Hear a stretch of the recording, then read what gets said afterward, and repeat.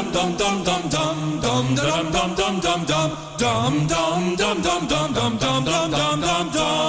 we have another dumbest bill in America. Welcome back. It is Senate Bill 560. We're shaking things up a little bit.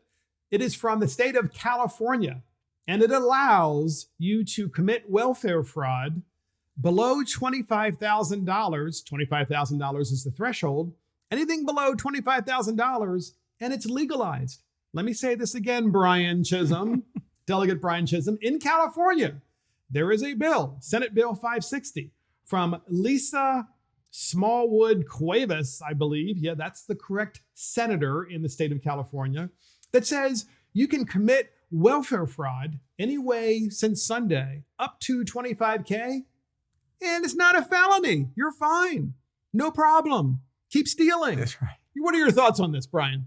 Those need not apply here. Let's face it. If you're smart enough to defraud welfare for $25,000, you're pretty smart enough to do it for $24,900. That's true. Yes, exactly. So then remember, California is the same state that said that you could walk into a CVS pharmacy or a Walgreens pharmacy and steal up to $950 worth of stuff, walk out with it in plain sunlight where everybody sees you like you've got gobs and gobs of stuff that you're carrying out, and you can't be prosecuted. It's okay. Legalize theft. But now they've upped the ante. Now, of course, it's up to $24,999 or less that you can steal from the state. What do you think's behind this? Well, back to the CVS thing. As you were saying that, I'm like, maybe I have a sheltered life, but I don't think I've ever bought more than $950 worth of stuff in a CVS. How much stuff can you get for $950? That's a lot of stuff. Probably makeup and cosmetics. That's right. That stuff's expensive. Well, it's just like, By the way, I've been in a CVS. Actually, it was a Walgreens, and it was in my own county in the state of Maryland. And there were two ladies who were in the cosmetics section. They walked in, and their purses were just burgeoning with stuff when they walked out. It was obvious what they did, and no one noticed it. I noticed it.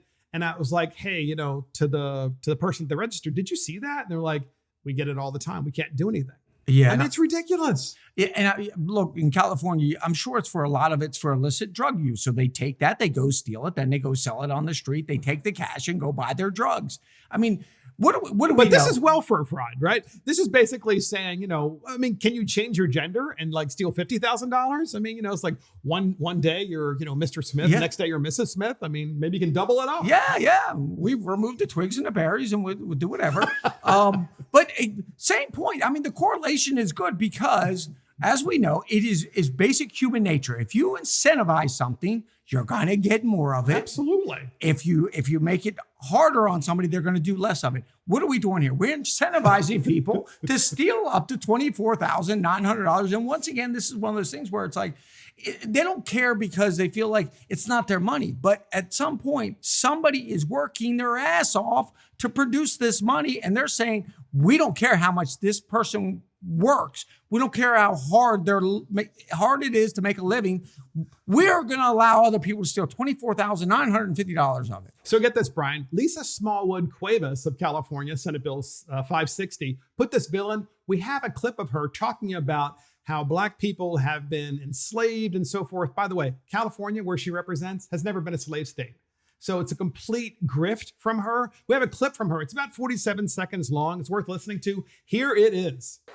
Although segregation technically ended under the Civil Rights Act, disproportionate negative conditions persist for Black people of California and across the country in strikingly similar ways. And this is not a coincidence.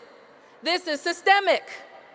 And let me be clear, nothing will ever fully repair the horrors of slavery and the ensuing harm that continues to be done to Black people in this nation. But reparations is what we rightly need. Reparations is the seed capital. It is the down payment on the nation, on the state that we are becoming. Look around this room, friends. We are the new moral majority. And so, Brian, what do you think about this clip? I think it's the most racist thing in the world because what are you saying there?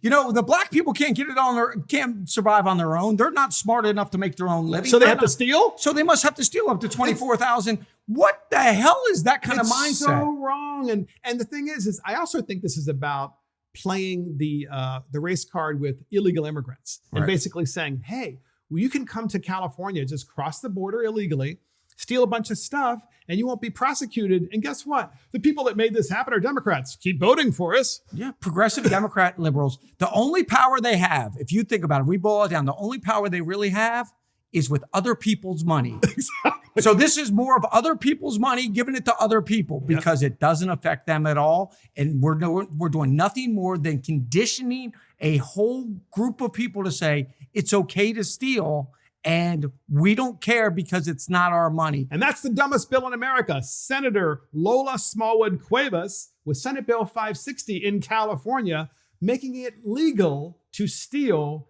from welfare and welfare recipients, of course, and from the state. Basically, legalized welfare fraud.